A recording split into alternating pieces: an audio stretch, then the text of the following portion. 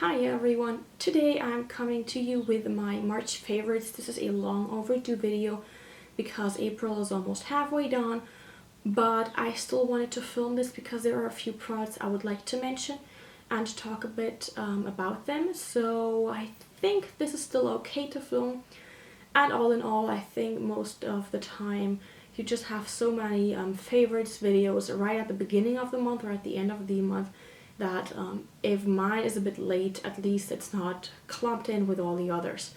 So I just didn't have the time to film this because I was so busy. First off, just finishing everything for university that needed to be finished, and then I also was quite busy trying to figure out what exactly was coming next and what I have to do now. And on top of that, I was so exhausted, I just needed a bit of rest and relaxation.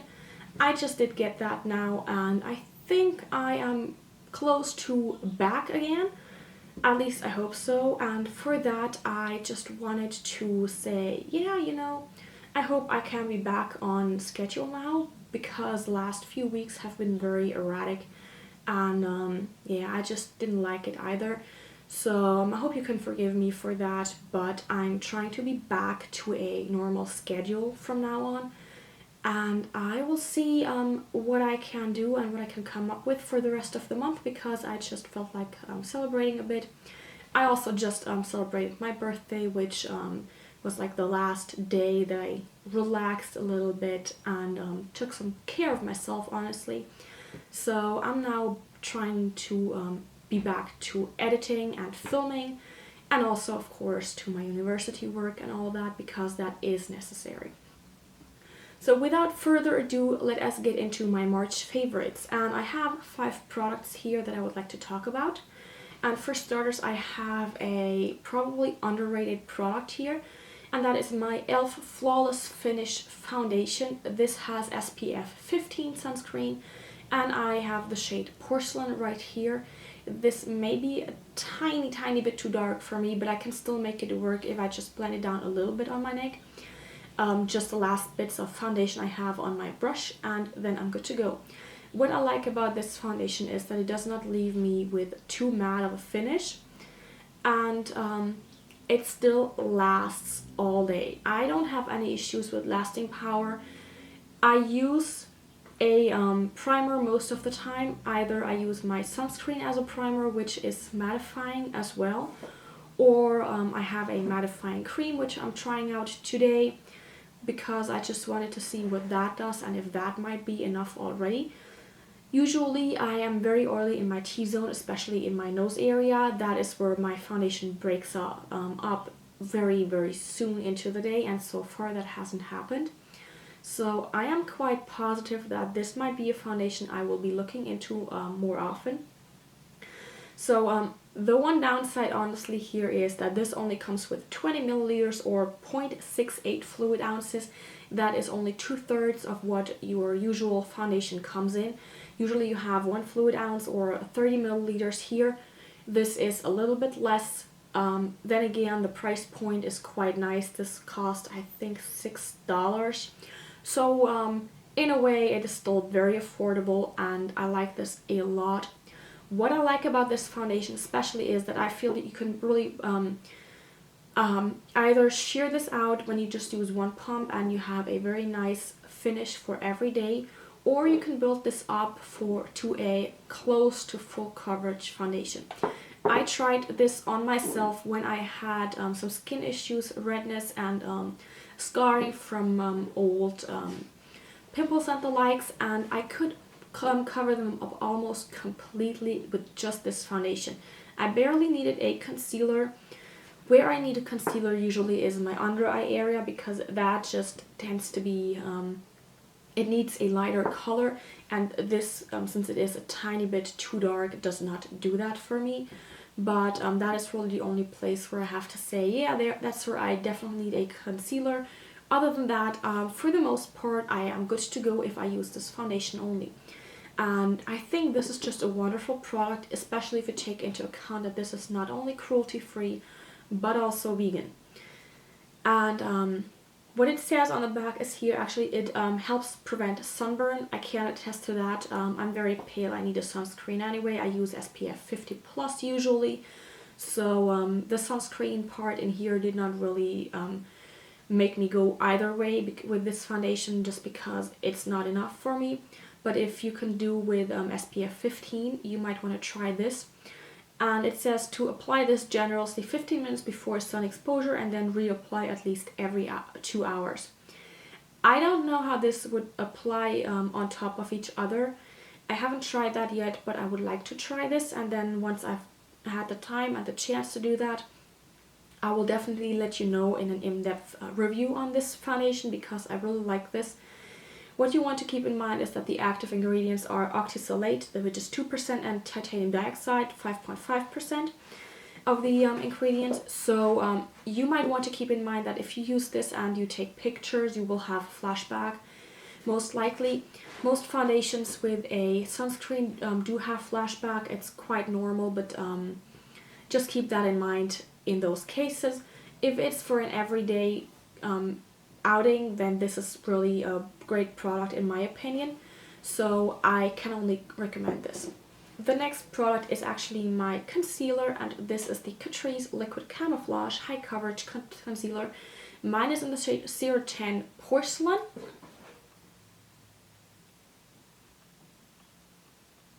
And this is a quite nice product. Now this is almost empty, but I have a backup waiting for me.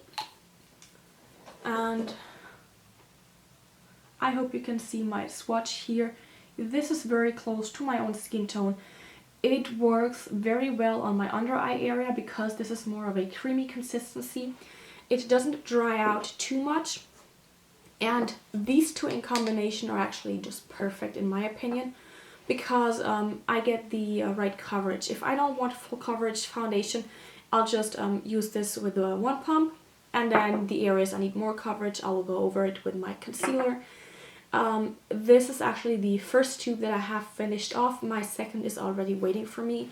So I think that is quite a good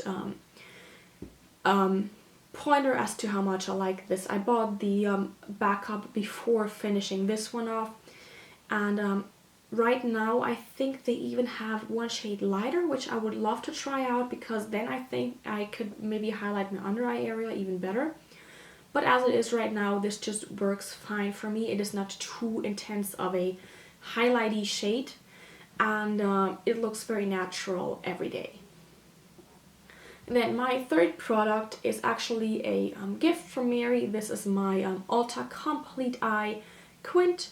This has 4 eyeshadows and 1 powder liner, and I'm very happy that Mary chose this one for me, because this is just an amazing quint. I love these colors. I can't get enough of them. I have used them over and over again when I got them, and I just need to mention them in a favorites video, because I think this might easily be one of the quads that I can just take with me when I travel, and I would not miss anything. If you look at it, we have these 3 shades right across here are brownish tones, so this gives me a very neutral eye. And then here and here we have more purpley shadows, and that means you can always create a little bit of a pop of color when you do your eye makeup. And this one here could actually even double as a highlighter on your face, on your cheekbone for example, on the tip of your nose if you want to do that, on your cupid's bow. It would just be a great quint for traveling, because you can do quite a variety of looks with it. If you want to see my ideas of what looks you can do with this, just let me know and I will do an individual video for that. But yeah, for the time being, this is definitely a favorite, and I cannot wait to go back to this. But first off, I have to actually use my other palettes a little bit, and then I can rotate back in with this. Then another product is actually one I have depotted. It is my Urban Decay Eyeshadow Primer Potion in the shade Eden.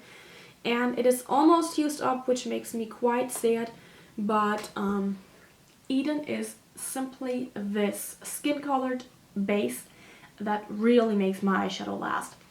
It is light enough for me, which is often not the case. And it is also a product that you can sheer out. So if you have a darker skin tone than mine, and odds are you do, you can just sheer this out and it will still perform very well. What I like about this is that it actually evens out the color of my eyelids. You can see my veins through my skin on my eyelids.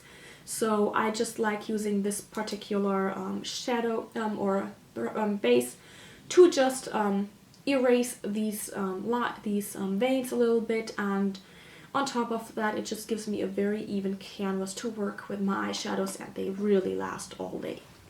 And my last favorite is actually a shampoo, and this may not look like a lot, but this is just what I have left at the moment. This is the Lush shampoo in Trichomania. Trichomania is actually a shampoo which contains coconut oils, and it is just wonderful. I used to use Ultimate Shine for a very long time, and I was very happy with that. Unfortunately, they discontinued it and I had to look for a new shampoo. It took me 2 tries to finally find this one, and I actually cut this into smaller bits so that I don't have the big chunk that I get, because Trichomania obviously is a solid shampoo. However, this comes in this huge bar, I guess, or block, where they just chop off a piece for you at the Lush store. And Ultimate Shine was a round bar that you could just buy individually, and you wouldn't have to do any cutting or anything. So I actually divide this into smaller pieces just for my own convenience. The nice thing is that Trichomania is actually vegan and cruelty free. And what I like about this is that it is said to be ultra hydrating. It is protein rich with creamy coconut, and you can just very easily use this product as it is a solid shampoo. It is easy to use. You just rub this over your hair a few times, really not too often, and it foams up nicely.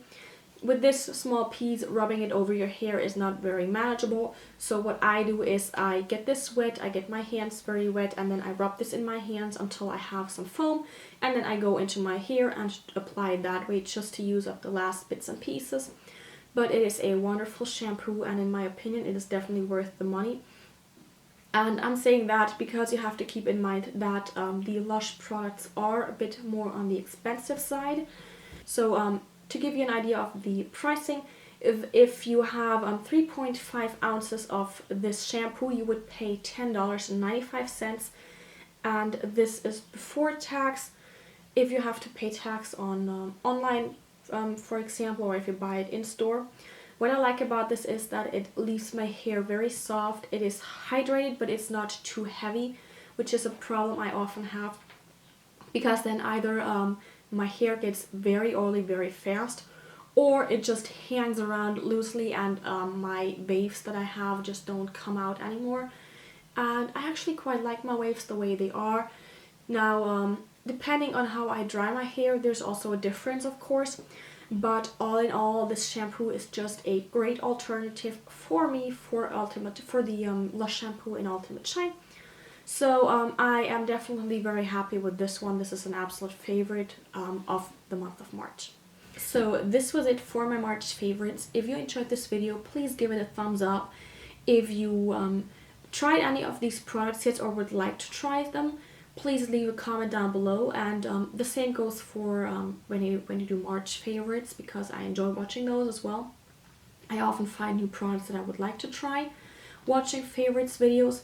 And also, if you would like to see more of my videos and maybe the review coming up for the e.l.f. foundation, then please hit the subscribe button down below so that you can get the updates at a timely manner. And yeah, I guess this was it for today, and I will see you guys soon.